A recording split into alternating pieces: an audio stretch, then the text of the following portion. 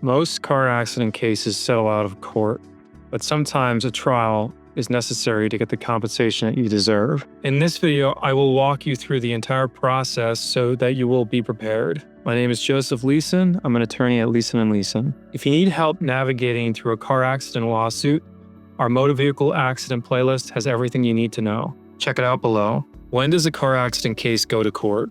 Car accident cases will go to court. There's a couple of circumstances in which you might see that happen. One is when the liability is very, very close in terms of who's responsible for the accident itself. You may find that accidents may happen in a way where each party or each driver is pointing the finger at each other. And then you have facts and circumstances or evidence that you'll be using at trial that is close, where the counsel or the attorneys have to present it because they can't reach a resolution by agreement.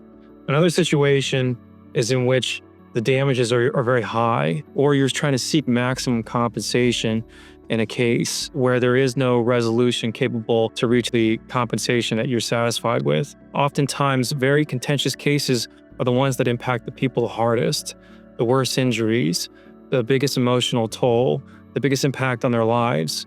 Those type of cases can get very contentious because of the amount of damages that are involved with the case. And it also means that insurance companies are gonna have to pay out a lot of money, which they don't often like to do. And that's why you have to sometimes take it to trial to push them to that number that you're willing or satisfied with to resolve the case. And oftentimes those are the situations you'll find yourself in trial at court. What is the pre-trial process? The pre-trial process is perhaps the most important part of a lawsuit. In videos or movies and in TV shows, the biggest thing that you see during TV shows such as Suits is when they're going to trial or going to hearing in front of a judge and making arguments. What you don't see in those movies and those TV shows is the months and years and hundreds of hours that go into preparing to present evidence at a hearing or at a trial. And that happens in the pretrial process. Pretrial process starts first with the pleadings. The pleadings is when the plaintiff files a complaint. A complaint is a document alleging all of the facts surrounding the way in which the defendant, the other party, injured or damaged the plaintiff. The plaintiff would be the victim in a car accident case. Once the complaint is filed, the other party has the opportunity to file their own answer and response and answer their own version of the account of what happened in the case, or they can file legal motions to try to dismiss the case early on in the proceedings. After the pleading stage ends, the next step in the pretrial process is called discovery.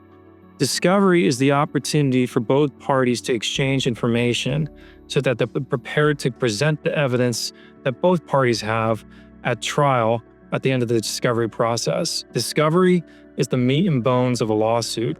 That's when the other parties are obligated to give to each other the information that they have so that they know what evidence is going to be shown at trial. The purpose of discovery is so that parties can reach settlement, because oftentimes you will file a lawsuit and that discovery process will push the other party into settlement because they should have all the evidence, they should have all the information, they should have all the documents that they can anticipate will be presented at the trial at the end of the case. Once discovery is completed and all the information has been exchanged, the next step is dispositive motions. Dispositive motions is the second opportunity that the parties have to move to either have the case ruled on in their favor, either to have the case dismissed or to have the case ruled on in judgment for the plaintiff so that they may proceed forward with proving their damages without having to prove their liability, or also get damages as a part of that judgment. Once the dispositive pleading or dispositive motions have been completed and ruled upon, then you're ready to go to trial. What to expect during a car accident trial? A trial in of itself will go through in its own type of stages. The first part of a trial is jury selection. Jury selection is also referred to as voir dire. That's when a collection of random individuals throughout either the county that you're in, or if you're in federal court, throughout that district, are assembled, and the attorney for the defense and the attorney for the plaintiff in the car accident case get the opportunity to ask questions to determine if the jurors are acceptable to sit on the jury for your case. After voir dire and a jury has been selected, the trial will proceed with opening statements.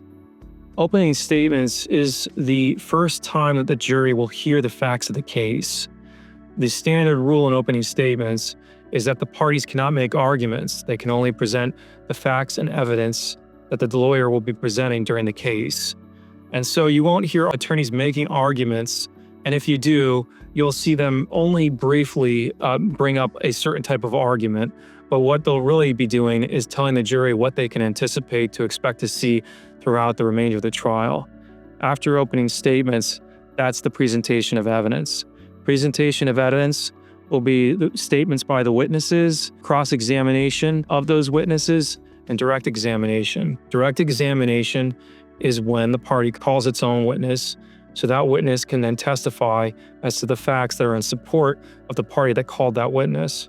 Cross-examination is the other party's opportunity to question the facts that are being presented and to question and pierce and negate those facts with their own questions to either impeach or layer in doubt into the jurors' minds of the statements that are presented by the witness for the other party. Once the presentation of evidence is closed, the parties have the opportunity to give their closing arguments. Closing arguments are really the juicy part of a trial because that's when the lawyers can unleash their arguments.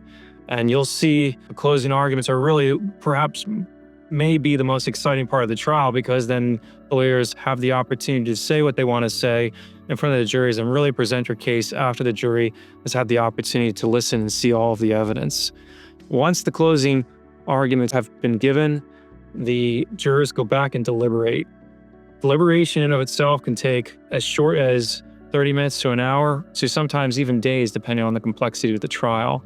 Once the jury is finalized with deliberating, they come out with their verdict. A trial itself, this whole process, depending on the complexity of the trial itself, can take a long time or a very short time. By short time for a trial is 2 to 3 days. A long trial, and in some trials, you may have seen the Amber Heard and Johnny Depp trial, can take a month, which is a long time, in which case you'll be presenting a lot of witnesses and a lot of evidence. Not every case is exactly like that. Typically, you see cases extend for that long period of time when they're either complicated or involves a lot of damages. What happens after the verdict? Well, when the jury comes out and gives their verdict, they can either give a verdict for the defense or give the verdict for the plaintiff. If the verdict is for the plaintiff, then they'll announce the damages after they've given their verdict for the plaintiff. The damages then are entered or recognized on the record by the judge. After the trial has concluded and the verdict's been entered, there's a time period at which the other party can appeal. That timeline is typically 30 days, but can vary underneath the circumstance depending on if there's post-trial motions that have been filed. If the verdict is for the defense, the plaintiff does not get paid out any money. The plaintiff still has an opportunity, if there has been any type of legal errors throughout the case that may have impacted the outcome of the trial, that's when the plaintiff may want to consider filing an appeal, in which case that deadline, as I mentioned before, of 30 days is something that you want to review with your counsel. In the case of a mistrial, things get a little bit more complicated, in which case you want to speak with your attorney to see exactly what the circumstances are and what your rights are in circumstances surrounding a mistrial. Sometimes you may have to have another trial, or depending on the circumstances, there may be other options.